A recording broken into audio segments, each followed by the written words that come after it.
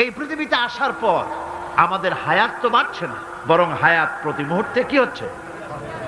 লোকেরা বলে হায়াত বাড়ে, হায়াত তো বাড়ে না, হায়াত কি হয়?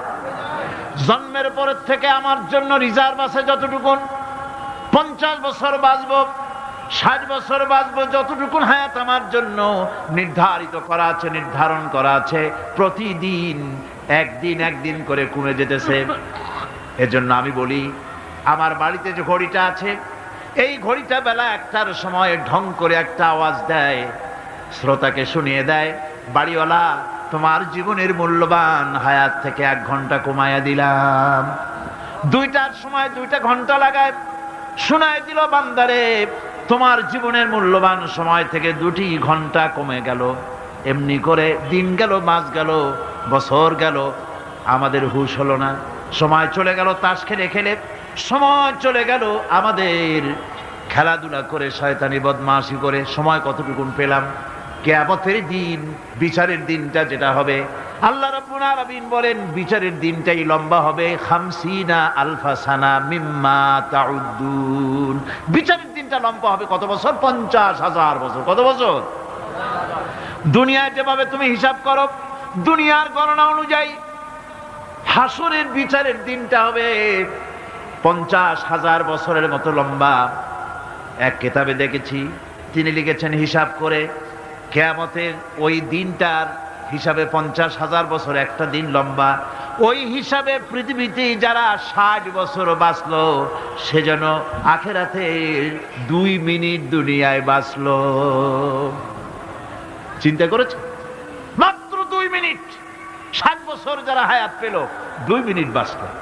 এই 2 মিনিটের জন্য কত হাঙ্গামা, কত মারধর, কত সন্ত্রাস, ক্ষমতার জন্য লড়াই, ফ্যান করেঙ্গে ত্যান করেঙ্গে, লাঠিকে আমদার মুগুর ভরেঙ্গে, শক্তির ঠেলায় অস্থির। আমার বন্ধুগণ, সময় চলে যাচ্ছে স্রোতের মতো করে, কারো জন্য সময় অপেক্ষা করতেছে না। আমাদের মৃত্যু প্রতি মুহূর্তে কাছে চলে আসতেছে। এই জন্য শায়ের বলেছেন, আগাহ আপনি মৌত সে কোই বাশার নেহি, আগাহ আপনি মৌত সে কোই বাশার নেহি, সামা সো বরস কে হ্যাঁ পল কি খবর নেহি। মৃত্যু সম্পর্কে আমাদের কারো জানা নাই, যে কোনো মুহূর্তে মৃত্যু আমাদের কাছে এসে যেতে পারে। মৃত্যু সম্পর্কে কিছুই জানা নাই, অথচ প্রতি মুহূর্তে আমরা মৃত্যুর দিকে এগিয়ে চলছি। মাল সামান 100 বছর কি ধরে খাবো তাও জমা করে রেখেছি, কিন্তু এক মুহূর্তের খবর নাই। মাহফিলে এসেছি, বাড়ি যেতে পারবো নিশ্চয়তা নাই। আছে? বলেন আছে?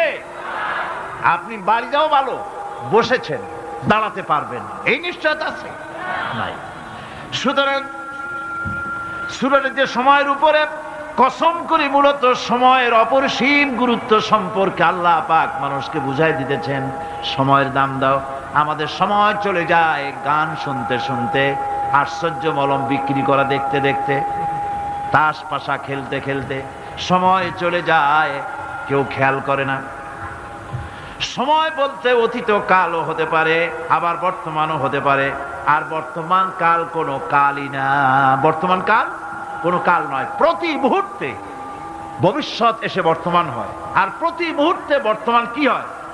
অতীত হয়ে যায়। বর্তমান কাল বলে কোনো কাল নাই, প্রতি মুহূর্তে অতীত হয়ে যাচ্ছে। এই যে আমি মাহফিলে বসছিলাম,